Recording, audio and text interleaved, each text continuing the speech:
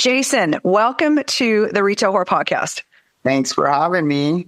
Okay, number one, I'd set the be super transparent so everyone knows you are a friend of my husband's, but you have an extensive background in sales, and you wrote a book that I feel like purposely is supposed to be on this podcast. Don't shut the fuck up. That's right.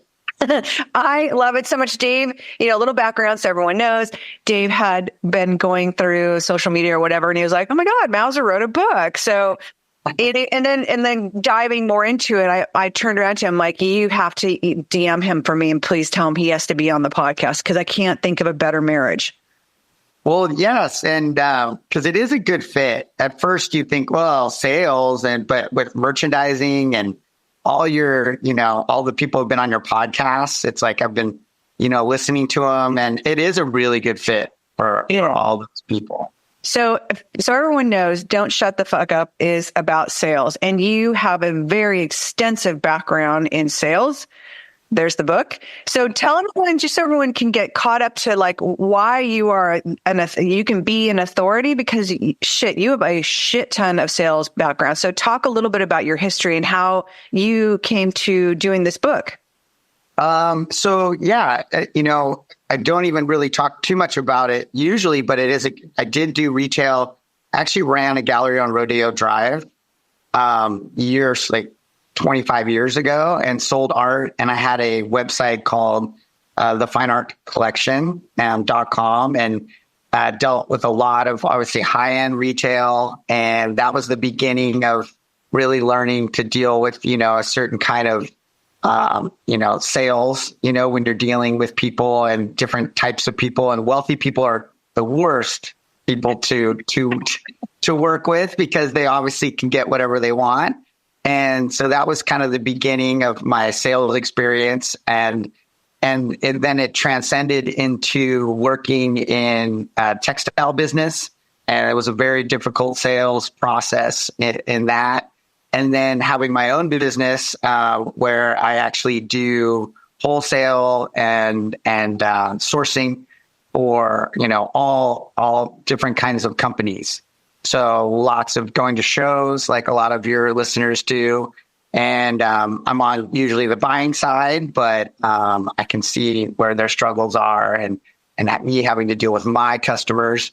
And I was asked about 12 years ago to do a presentation because I was doing very well for one of the companies I worked for. And I tried to think about, how am I going to do this without being like, oh, I'm so amazing. I do this and I do that, and you should do this. So basically, I was asked to do a presentation, and I just didn't want to look like a total a-hole that thought they were super cool. So I was trying to figure out, how can I get across the things that I've learned, what's working, what's not working, and really kind of, get it across. And I decided to come up with questions and answers. So they're really basic questions, like who's in charge, does your company actually want this customer? All the standard questions, but they're my answers to those questions. And they're the answers that work. And I was seeing, with other training and other things I read,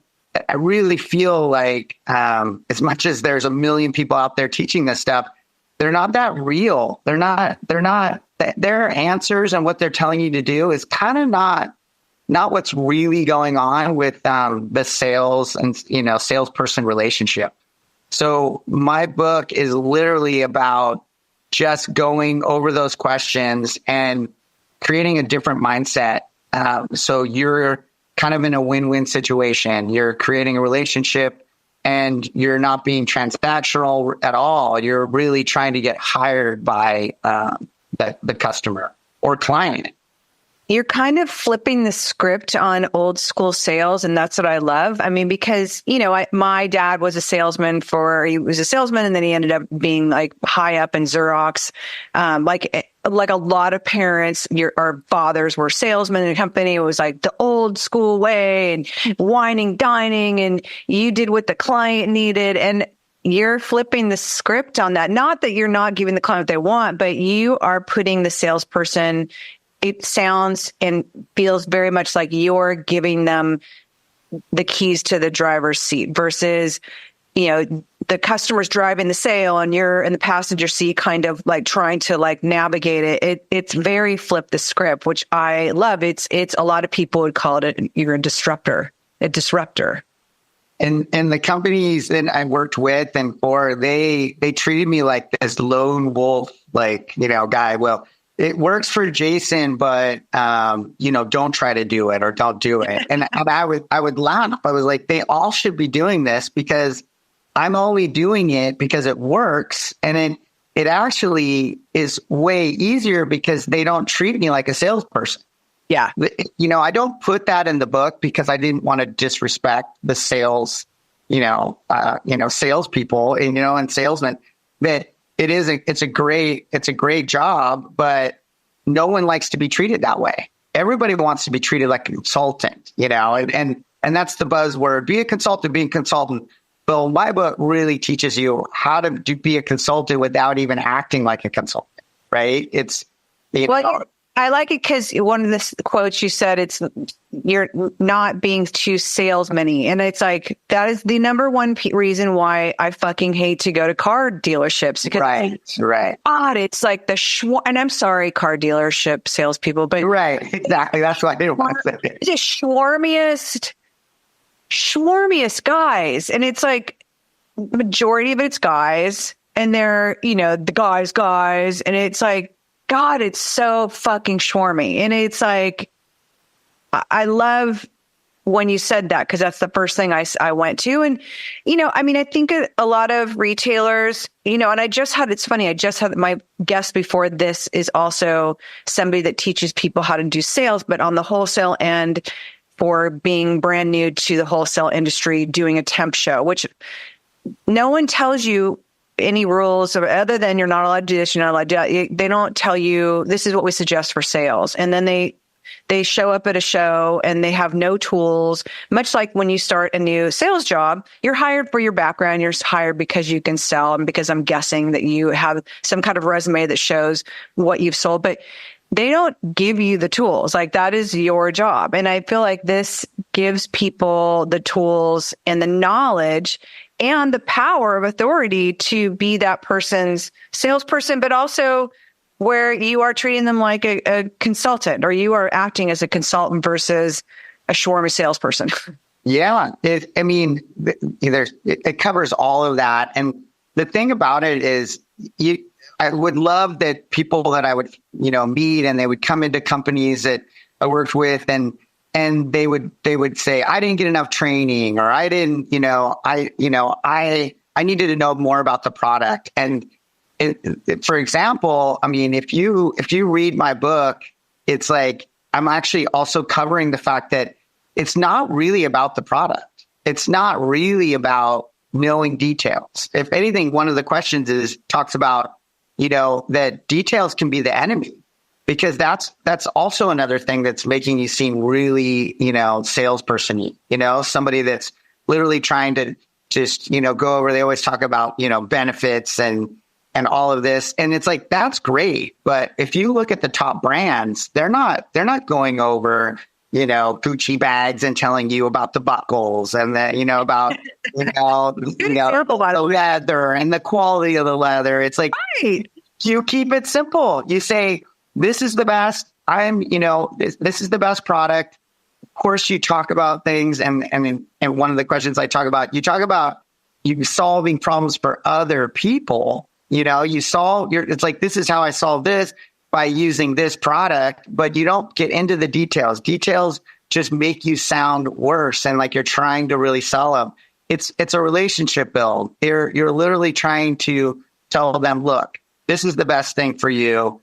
I'm here to learn about your business and let's get this figured out, in so many words. I love that you said the Gucci bag because that's my favorite thing, but you're right. They don't fucking talk about the buckle, or Louis Vuitton does not talk about, this, like the seams all match up and the word Louis Vuitton is never split. Right. Like they don't ever talk about that, which is, when you think about it, it's like, oh my God, why am I spending $2,000 on a bag and no one gives you any information on it? Because You just want it. So let's go to the questions, some of the chapters in the book.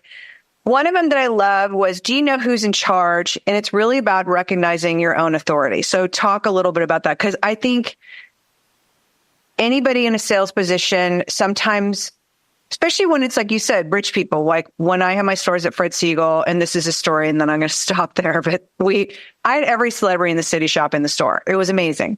We'd Cher come in, and Cher was like buying all this stuff. And, she comes up and she's like, well, and I'm sure you've seen this. Rich people are also some of the cheapest people ever. Right.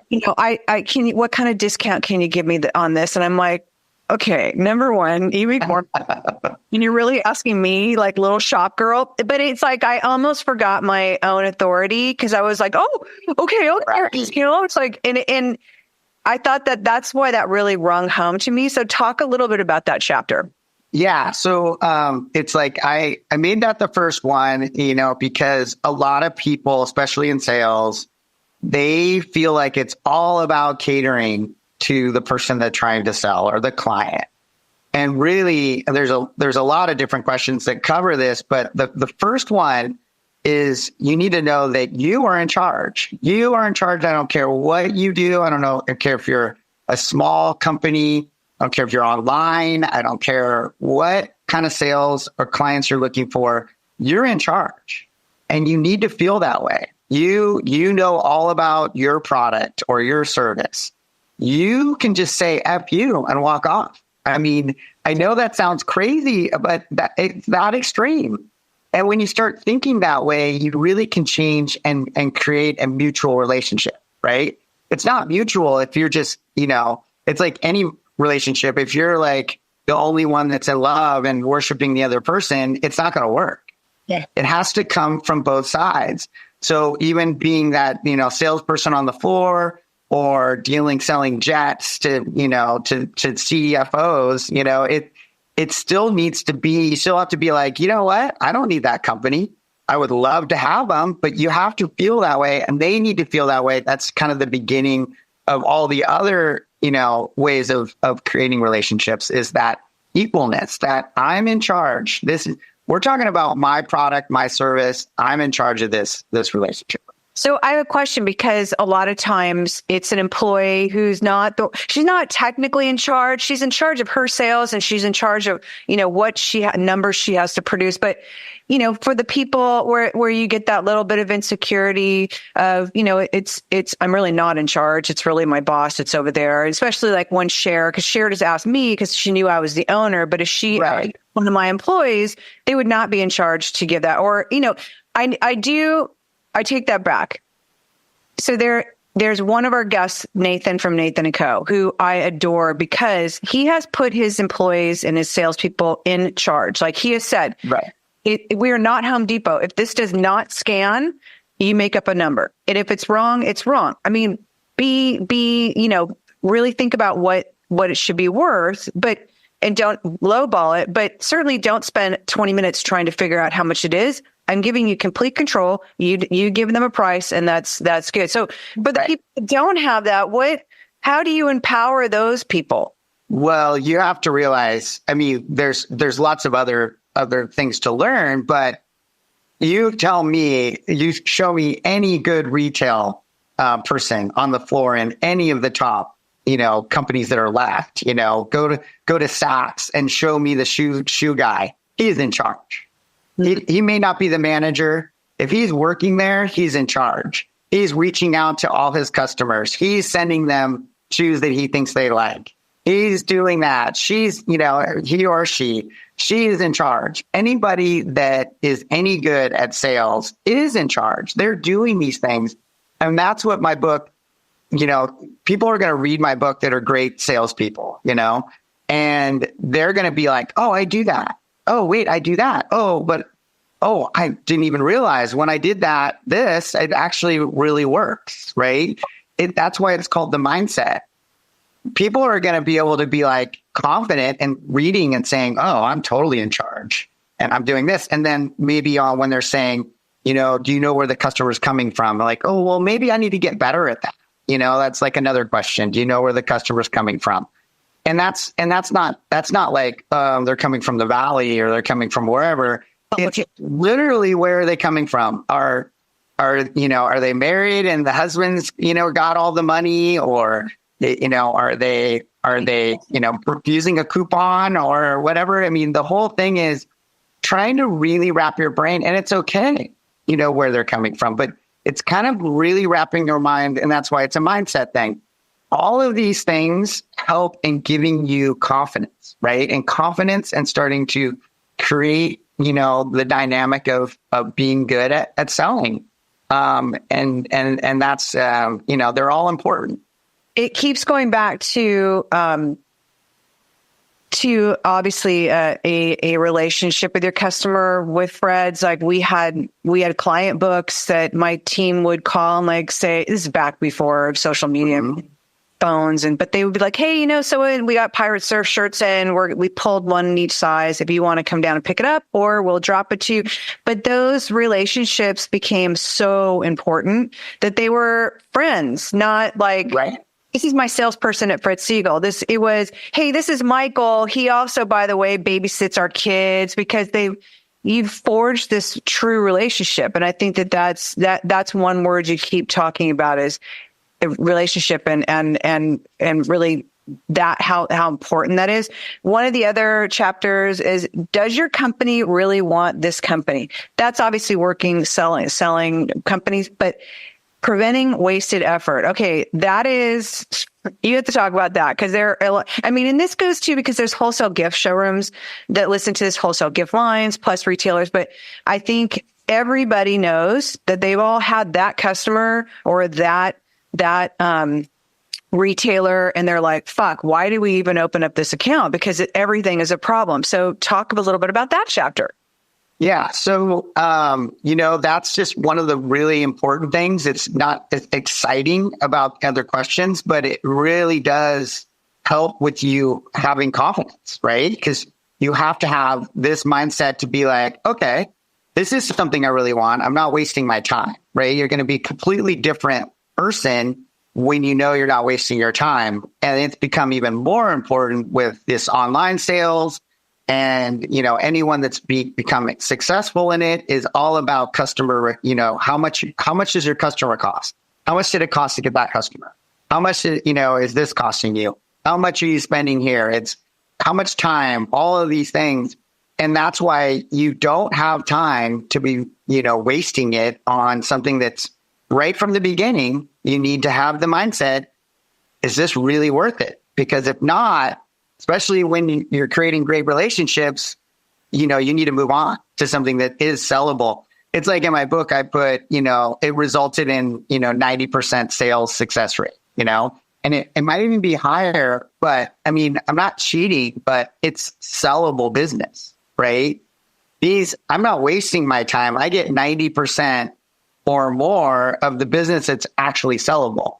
So by using these techniques, and again, in the beginning, I was using some of them, I wasn't using them. It would be working, it wouldn't work. And I'd be like, what is going on here? What did I forget to do? And that's kind of also why, and it's an easy read. It's like an hour read, my book. So that's the great thing. So for all of, people out there, this is not overwhelming stuff. This is literally about crossing the T's, dotting the I's and crossing the T's, and starting to learn the things you aren't doing, and then giving you the confidence to start creating these relationships that are gonna work. Okay, because I keep going through the questions because I love, I want people, because like you said, it's an easy read. It's, 52 pages, I think. So it's like a crash course in selling. But I do love the way you laid the chapters out as far as the conclusion. Like, here's right. The conclusion. And I think a lot of any self-help, any book like that teaches you something, I've never, maybe I didn't recognize it, but I've never saw the in conclusion, here's the conclusion. Well, and the funny thing is we haven't even talked about why it's called Don't Shut the Fuck Up, So, and it's really not throughout the whole book. It's basically one of the first things that they were teaching you. They're always trying to tell you, just, shut up and listen, shut up and listen. and the world has completely changed. So that was one of the reasons I was like, I have to write this book, is because your time face to face like this, this is amazing. We're getting an hour. It's like, I don't think I've ever spent an hour with one of my clients or customers in the last, 5 years, right? You just don't get that face to face time. You don't get all this time to go over all the things you need to say. And people don't even answer their phones. It's all about texting. And so if you do get face to face time, you need to, with these techniques, not be a salesperson, but you need to you need to get out, the things that you need to get out. You need to start creating these relationships. You need to start telling them, like I say about, have you told them who you've helped, right? So really powerful things. That's one of the questions. It's like, have you told them who else you've helped? That's one of the things. It's like, give me 30 seconds and I'm going to probably try to use one of those, because you're able to tell them who you work with and solve their problem and get them past that point to where they're like, oh, I need to talk to Jason, or I need to email him, or we need to set up another meeting.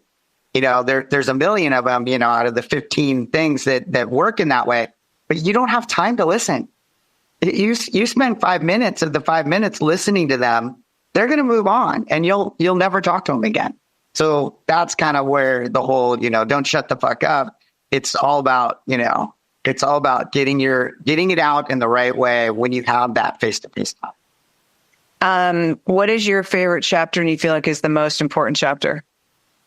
Like I just said, the one, I like the one where the most important one is basically, do they, it's like, did they hire you? So that's the last thing. And really, they're all about that. So when I say them, my favorite, the most important, it can take 5 minutes. I mean, obviously, I've gotten really good at these techniques, and I can get someone to hire me, even though I'm selling them something, and then there is no more competition. So all of these principles and all of these mindsets, they all create a scenario where you're not a salesperson anymore. You're someone that they've hired.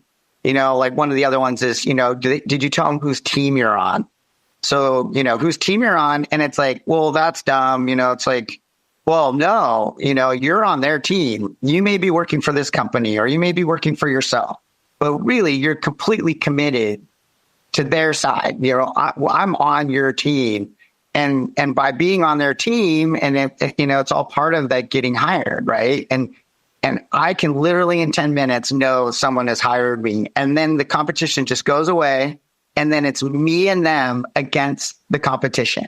Do you know what I mean? Like, oh, let's discuss. Well, Jason, their price is this, or they're going to do this. It's like, oh, well, the reason they're doing this and the reason they're doing that is that they've already hired me.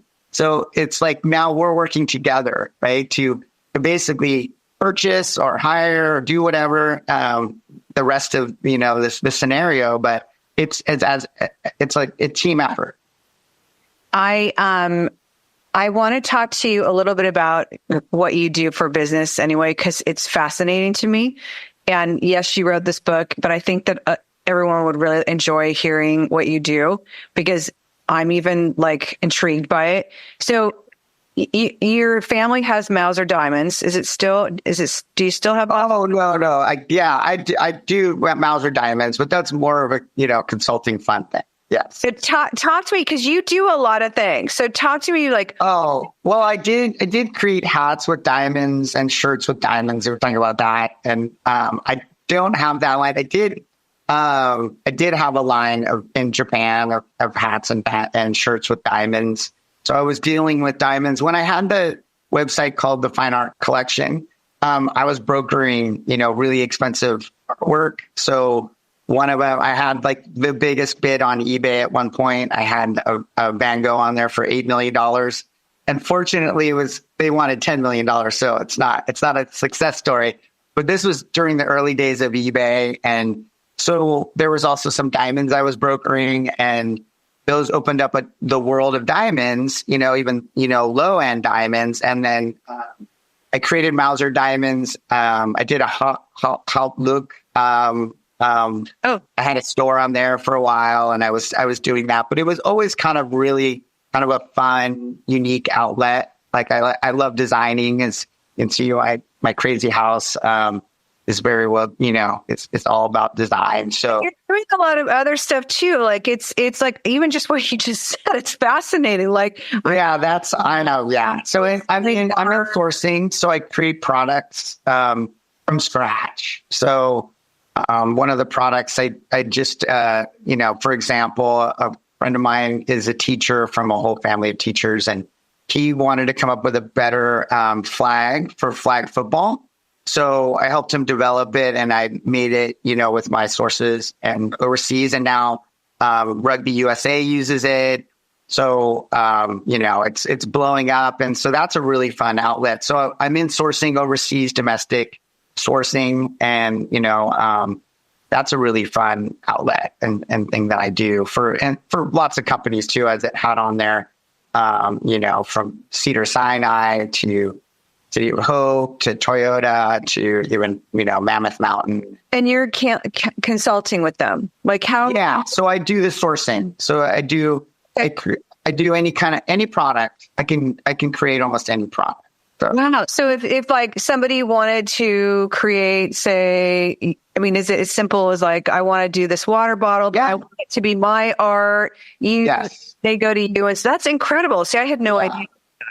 Yeah. I'm even doing some tanks for a company that, wants to source them overseas. And it really, from electronics to, drinkware to wearables. How did you get into that? How do you, because that's to manufacture and source, not only for yourself, but for other people, like you really have to have your hands in a lot of pots. Like, I was actually working for a company and I basically broken their all-time sales record. This is when I was kind of developing the whole thing. And I was like, I'm not going to make, enough money here. And I was going to leave. And I I met some guys that were actually doing some uniforms and things for Mondrian.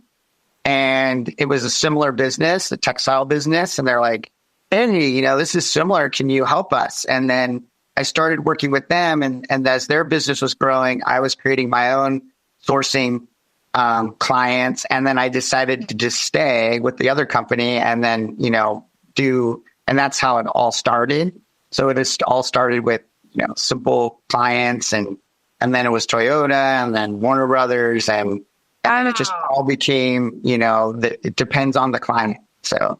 And you still use all these sales tactics in order to sell this service. Yes, for sure. For sure. Yeah.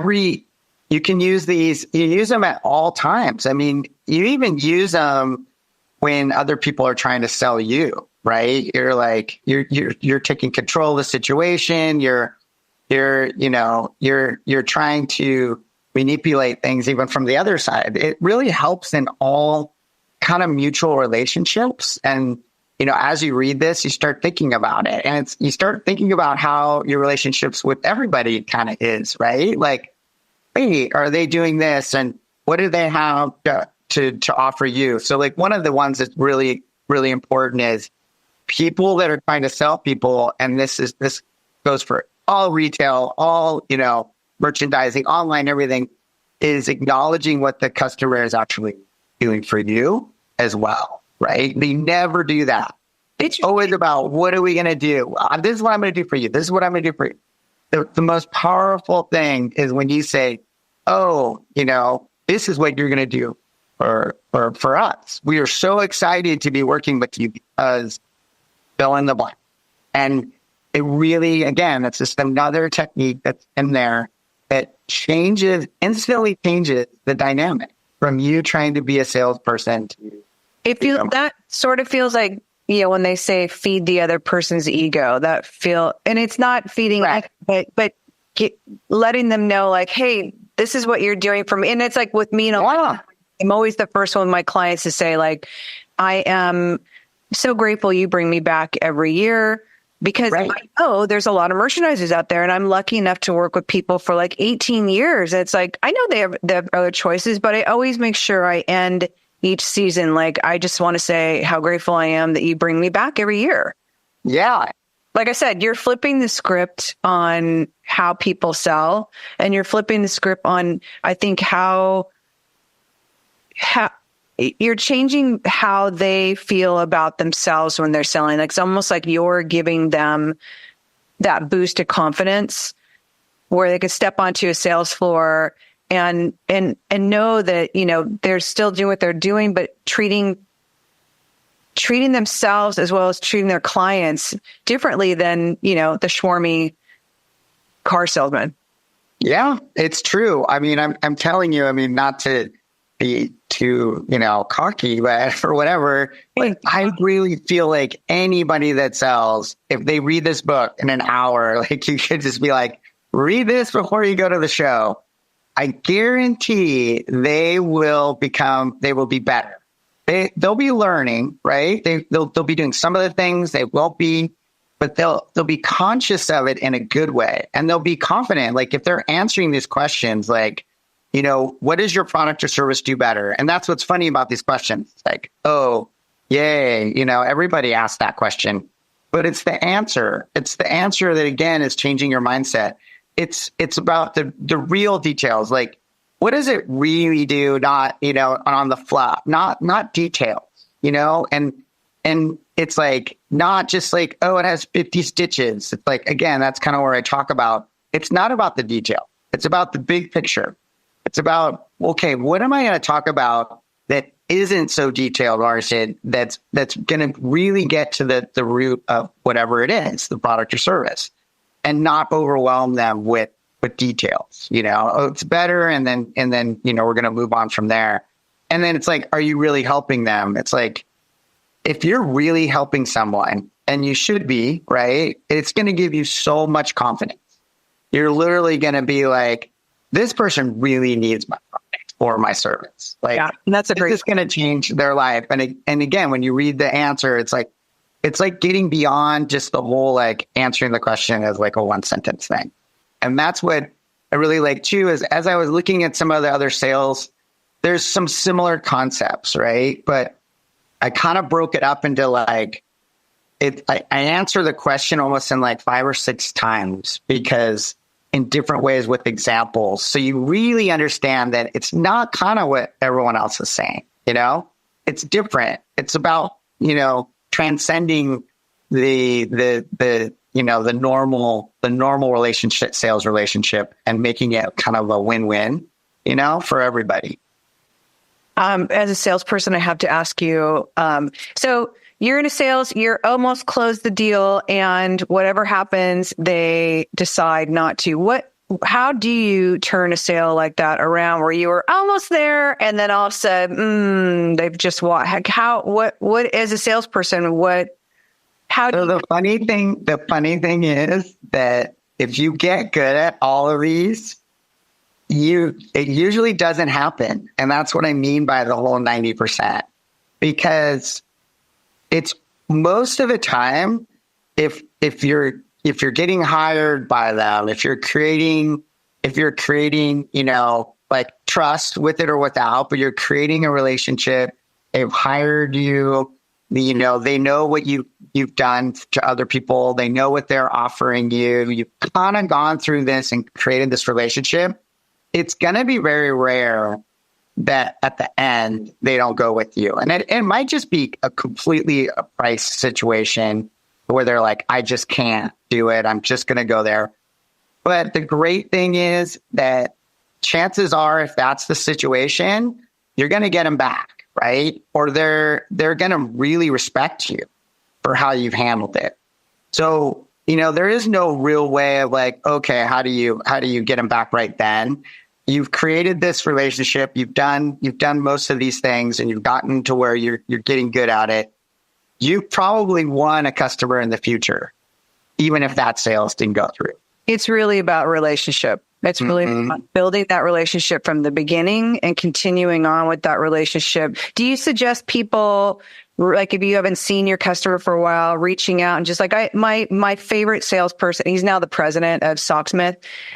My favorite thing that he does is, like, he's created these relationships with these retailers, and he says, like, they may not buy from us anymore, but I'll pick up the phone and just like, hey, how are you? I just want to say hi and see. I mean, he does it with me, and I've interviewed him twice, and we've become friends with that. But I'm not buying with a store that we used to buy from him, so I don't see him. But he always just reaches out and he's like, hey, just want to reach out and say hi and see how you are, which to me is like, it just like, it says to me more, it's less my salesperson and it's my friend. That's an amazing, yeah. So I am not the best person at that. I mean, nobody's perfect. But those people are amazing, and they are doing, like I said, they are doing a lot of the things that, and some of those people maybe not doing even, only doing some of them, but they really do create those relationships because they're just so friendly and they're so, outgoing, and they are, and that's obviously an incredible skill. I talk about, it's like, do they like you? Right. And obviously they're going to like you, and you really like that person, and they may or may not. Again, it's about a mindset, right? Like sometimes they'll be like, oh, they've had bad situations or whatever, but they can still trust you and not like you. And that's, there's also, do they trust you? And the great thing about those answers is they don't have to be yes. And the funny thing is, I'm always very friendly, and I talk about this a little bit, but it's like friendly, but business, because you can get too friendly and there's a wild waste of time too, right? If you say you don't buy for them. So that's kind of funny how you're like, I don't buy from them anymore, and we're not in a relationship, but he calls and he's like super nice. And he's like my friend. How are you? But it's always like somebody for like great. The plus side of that is like one of the stores reached out to me and she's like, what sock line do you love? And I'm like, Socksmith. It's like, it's right. I've shot. I mean, 100%. And because it's a kick-ass line, but and I feel like that's a huge skill. Yeah. That relationship also means, telling somebody else about what a great you have and what line. And the fact that he still keeps up like that, like, it's like, it makes me want to talk to more. Want to be involved with them. Yeah. And he's transcended the whole situation. Yeah. And the funny thing is that is really great. And then in this sales process, like as a sales process, when you're just starting and you're just going through, it's like you want to create that friendship, but it also you want it to be a business. Like, because you will have people that are like, hey, like, what do you think about this? And the Lakers and that. And it'll be like, oh yeah, the Lakers did it. And I'm like, so here, we're going to do that. Your whole conversation just goes, yeah, because you just end up becoming friends and again, it is a sales book. Yeah. And I find myself, it is a good skill to be friendly, super friendly, and get along. I mean, you may not like them, so you don't have to be they could be just, someone you need to sell, it's a perfect fit, and you get friendly but you focus it. You're very focused. And I talk about that a little bit in some of the questions. It's like, if it's not about becoming friends. It's not, shut the fuck up and make friends, right? It's sell, right? Yep. And so, in that process, but anyone that has created relationships like that and they follow up, it's always going to be a good idea. Like that's a whole nother book, right? There's a lot of those books, and I need to read some of those. You'd be all right now. Yeah, you need to write make sure you call everybody. And I have some friends that are like that, real estate, right? They constantly touching base with everyone. And that is an amazing skill. Tell everyone a little bit about where on your Instagram handle, if you're on TikTok, where to buy the book. Give them all the. Okay, so it is on Amazon. You can do the Kindle and the soft, the paperback, and then Audible is being done right now, and get the first draft of half of it. And then, so that should be out in probably a couple of weeks. Oh, actually, by the time this comes out, it might be out. And then so the Audible will be available on Amazon, selling everything on Amazon. And it's, Don't Shut the Fuck Up. And you'll find it. It's, underscore without the U. So it's either, and the book, it's money. So it's F Money CK. Amazon isn't the easiest to search, but if you put it in there under books, you will find it. We'll have a link to it in show notes, we have to talk about that for 1 second because we talked about it off camera the other day about the Audible, because I find it fascinating when people write a book and then a lot of times they do their own reading of it. You're having someone else read it. You have to because people send in auditions, correct? Yeah, it was amazing. I was planning on doing it because I know most of the people I know are all about Audible. And a fraternity brother reached out when I was sending it out about the book, and he said, "Are you going to do an Audible?" And I said, yeah. And he's like, sent me the link, and I'm already signed up. So that was really easy. And then literally within an hour, I got like 16 auditions, and it was hilarious because you tell them what to say. So I took different, things, and it was like, "Don't shut the fuck up" by DJ Mausser. And then it was like, DJ Mausser. I was like, oh my God, I can't make this stuff up. Like, I can't believe I have all these people auditioning and saying the words "don't shut the fuck up," which is really hilarious. And my fraternity brother has been doing it, and he was perfect. I mean, literally was the perfect fit. I mean, I could have done it. It's pretty neat. They actually get 20% of the sales, and I thought it was cool to have a partner. And he's going to be excited to do it, and he's doing a great job. So it's going to be exciting, and it'll be out, soon. So this is going to release in, I can tell you what, I'll tell you what, but I love when you say that about hearing people say, "Don't shut the fuck up," because when people like with my name of the podcast, there's definitely a group of people that get kind of bristled about it, and it's so clear, and it's I bet, yes. Say it out loud, like, "This is Michelle from the Retail Horror podcast." I know. I'm wondering how that's going to go down. And and everyone asks me like, "What podcast are you going on?" Like, "Retail Horror," and they're like, "Retail Horror." I mean, but that's the great part about it is it and that's why we covered it. It's literally only one small part of the book, but it is an important, part, and it's catchy, right? It's like, like what I've learned is that I have my tribe, and there are other retail podcasts. Like, I guess I'm considered a disruptor as far as the podcast. Nice. It's not like most of the podcasts about retail, and no offense to anybody, but it's old white guys and old school retail, and we're talking about, forecasting and numbers, and retailers are sitting, everyday boutique retailers are sitting in their stores, and it's like, this is great, but it's A, not entertaining, and B, it's not helping my business. And for the people that have gotten over the name, like, I found my tribe, but I have been